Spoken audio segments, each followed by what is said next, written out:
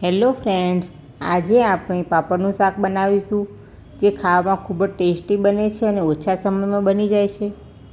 અને વારંવાર એકના એક શાક ખાઈને કંટાળો આવે ત્યારે આવું કંઈક નવું શાક ટ્રાય કરીશું તો બધાને ગમશે।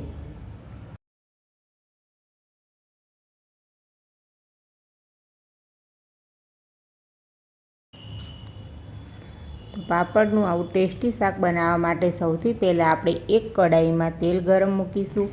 મેં અહીંયા 3 ટેબલસ્પૂન તેલ લીધેલું છે, તે ગરમ મૂકીશું। તેલ ગરમ થઈ જાય એટલે તેમાં અડધી ચમચી રાઈ તતડી જાય એટલે અડધી ચમચી જીરું।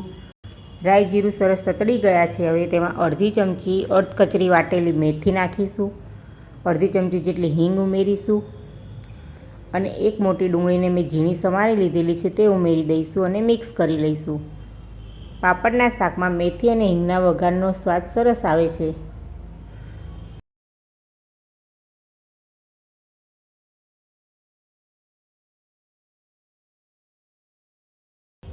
ડુંગળી સરસ સંતળાઈ ગઈ છે, હવે તેમાં મસાલા કરી લઈશું। અહીંયા 1.5 ચમચી લાલ મરચું લીધેલું છે તે ઉમેરી દઈશું। અડધી ચમચી હળદર ઉમેરીશું। અડધી ચમચી ધાણા જીરું પાવડર ઉમેરીશું।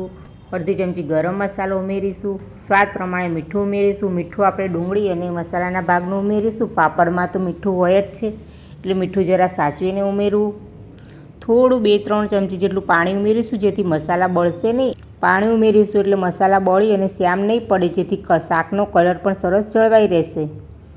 મસાલા સરસ મિક્સ થઈ ગયા છે, હવે તેમાં પોણી વાટકી જેટલું મેં દહીં લીધેલું છે તે ઉમેરી દઈશું। દહીં સાવ મોળું નહીં અને બહુ ખાટું નહીં એવું લેવું, જેથી શાકનો ટેસ્ટ સરસ આવશે। અને દહીં નાખ્યા પછી સતત હલાવતા રહીશું જેથી દહીં ફાટે નહીં। થોડી વારમાં તમે જોઈ શકો છો કે સરસ તેલ છૂટું પડી જાય છે। હવે તેમાં 1 ગ્લાસ જેટલું પાણી ઉમેરી દઈશું। પાણી ઉમેરી મિક્સ કરી અને ઢાંકી અને ઉકળવા દઈશું। પાણી આપણું ઉકળે ત્યાં સુધી મેં અહીંયા 3 પાપડ લીધેલા છે, તેને તોડી અને કટકા કરી લઈશું। તમે પાપડને શેકીને પણ ઉમેરી શકો છો,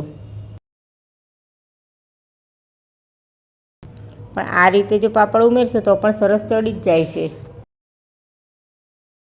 તમે જોઈ શકો છો કે આપણે જે પાણી ઉમેર્યું તે પણ સરસ ઉકળી ગયું છે, તેલ છૂટું પડી ગયું છે। હવે જે આપણે પાપડ તોડીને રાખ્યા છે તે ઉમેરી દઈશું।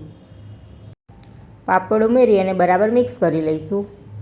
ઢાંકી અને ફરી 2 થી 3 મિનિટ ઉકળવા દઈશું, તેથી સરસ પાપડ ચડી જશે। તમે જોઈ શકો છો કે સરસ પાપડ ચડી ગયા છે। હવે ગેસ બંધ કરી કોથમીરથી ગાર્નિશ કરી લઈશું।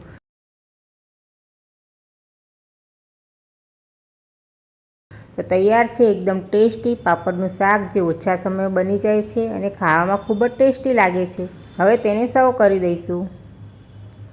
પાપડના શાકને તમે રોટલી, પરાઠા, ભાખરી સાથે તો સારું લાગે જ છે, તેમજ ભાત સાથે પણ સારું લાગે છે। કોથમીરથી ગાર્નિશ કરી લઈએ તો તૈયાર છે પાપડનું શાક। એકવાર બનાવી અને જરૂરથી ટ્રાય કરજો। અમારી ચેનલને લાઈક અને સબસ્ક્રાઈબ કરજો અને બેલ આઇકન દબાવવાનું ભૂલતા નહીં, જેથી તમને બીજા નવા વિડીયોની અપડેટ સૌથી પહેલાં મળશે। અને રેસીપી કેવી લાગી એ કોમેન્ટ કરી જરૂરથી જણાવજો।